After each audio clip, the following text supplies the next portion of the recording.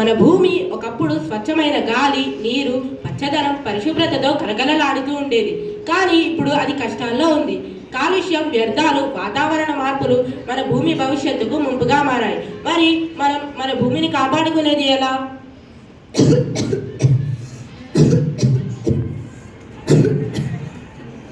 అవును మిత్రమా, గాలి చాలా కలుషితం అయిపోయింది. ఊపిరి పీల్చుకోవడం కూడా కష్టంగా ఉంది. నిజమే.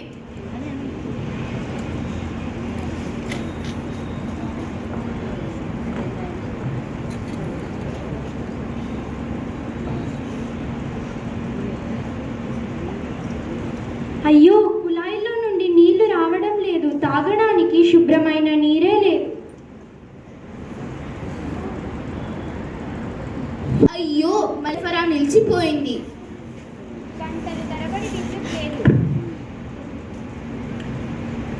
గంటలు తరబడి విద్యుత్ లేదు. మన భవిష్యత్తు ఎలా ఉంటుందో ఏమో.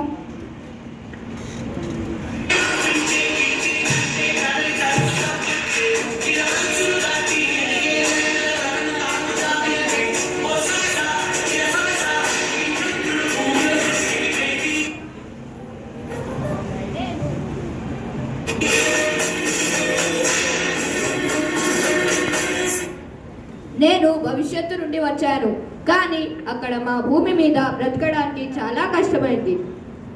పీల్చడానికి స్వచ్ఛమైన గాలి లేదు, తాగడానికి స్వచ్ఛమైన నీరు లేదు.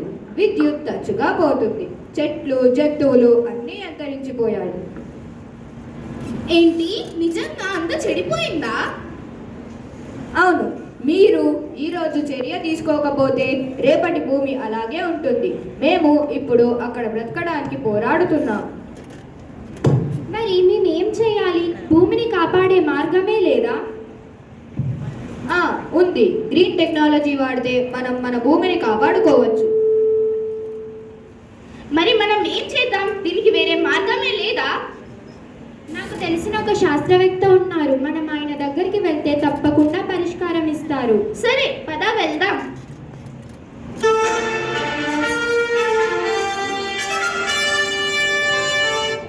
శాస్త్రవేత్త గారు, మా ప్రాంతం అంతా కలుషితం అయిపోయింది. ఇలాగే వదిలేస్తే భూమి మొత్తం కూడా కలుషితం అయిపోతుంది. దీనికి మీరే ఏదైనా పరిష్కారం ఇవ్వాలి. తప్పకుండా పిల్లలు, నేను నా వంతు ప్రయత్నం చేస్తాను. మనం గ్రీన్ టెక్నాలజీని వాడడం ద్వారా మన భూమిని రక్షించుకోవచ్చు. అలాగే శాస్త్రవేత్త గారు, మీరు దయచేసి మా ప్రాంతానికి వచ్చి మా ప్రాంతంలోని వారందరికీ అవగాహన కలిగించండి. తప్పకుండా పిల్లలు, నేను మీతో పాటు వస్తాను.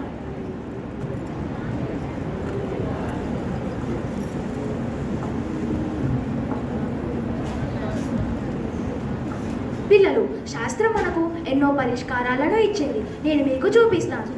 సౌరశక్తి. ఇవి సౌరఫలకలు. సౌరఫలకలు సూర్యరశ్మిని గ్రహించి మనకు పరిశుభ్రమైన మరియు కాలుష్యం లేని విద్యుత్ని అందిస్తుంది. మనం సౌరఫలకలతోనే కాకుండా గాలి టర్బైన్లతో కూడా విద్యుత్ని ఉత్పత్తి చేయవచ్చు.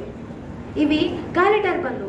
గాలి టర్బైన్లు గాలిని విద్యుత్ శక్తిగా మారుస్తాయి. ఇది ప్రకృతి మనకు ఇచ్చిన వరం. బయోగ్యాస్. మనం వంటింటి వ్యర్థాలతో మరియు పశువుల ఎరువులతో మనం బయోగ్యాస్ని తయారు చేయవచ్చు. ఇది ఎల్పిజి వినియోగాన్ని మరియు కాలుష్యాన్ని తగ్గిస్తుంది. విద్యుత్తో నడిచే వాహనాలు బ్యాటరీల ద్వారా విద్యుత్ని నిల్వ చేసుకోవడం వలన వాయు కాలుష్యం మరియు శబ్ద కాలుష్యం ఉండదు. ఈ విధంగా మనం కాలుష్యాన్ని తగ్గించవచ్చు. వర్షపు నీటి సేకరణ. ఇల్లు లేదా భవనం పైకప్పు మీద పడే వర్షాన్ని గొట్టాల ద్వారా నిల్వ చేసుకొని మనం ట్యాంక్లోకి తరలించవచ్చు. లేదా రోడ్లపై మరియు మైదానంలో పడే వర్షాన్ని మనం ఇంకుడు గుంతల ద్వారా భూమిలోకి పంపించవచ్చు. ఈ విధంగా మనం శాస్త్రాన్ని వాడి మన భూమిని రక్షించుకోవచ్చు.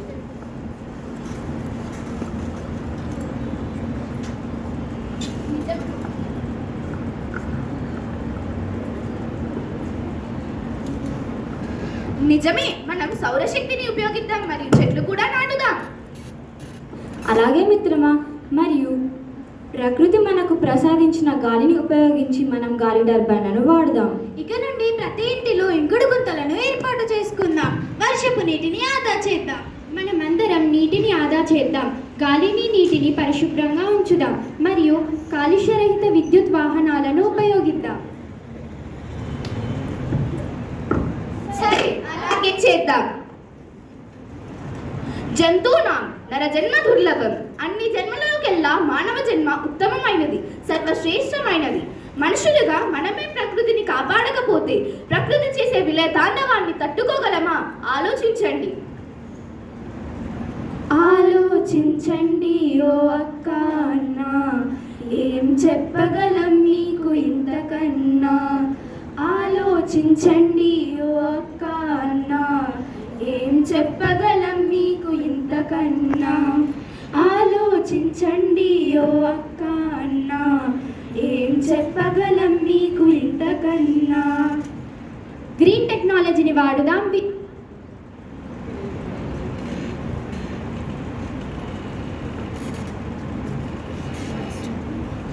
ధన్యవాదాలు పిల్లలు. మీ ప్రేమతో, మీ గ్రీన్ టెక్నాలజీతో మళ్ళీ నేను ఊపిరి పీల్చుకోగలుగుతున్నాను. అన్ని సమస్త ప్రాణులకు జీవన ఆధారం నేను. అలాంటి నన్ను రక్షించినందుకు మరొకసారి కృతజ్ఞతలు.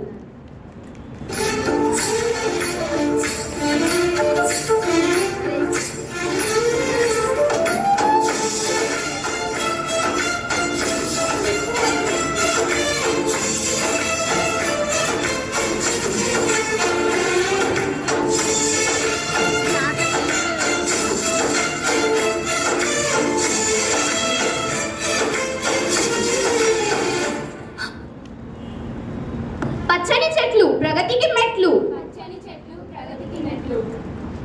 పచ్చదనాన్ని పెంచుదాం, సమాజాన్ని కాపాడుదాం. నేటి గ్రీన్ టెక్నాలజీ రేపటి జీవన శైలి.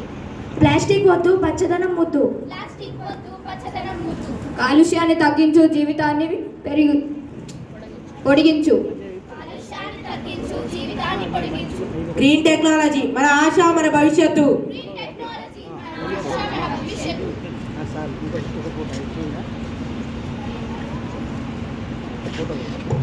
ఉపయోగించండి గ్రీన్ టెక్నాలజీ. ఇదే మానవాళికి మా విజ్ఞప్తి. జై హింద్, జై భారత్.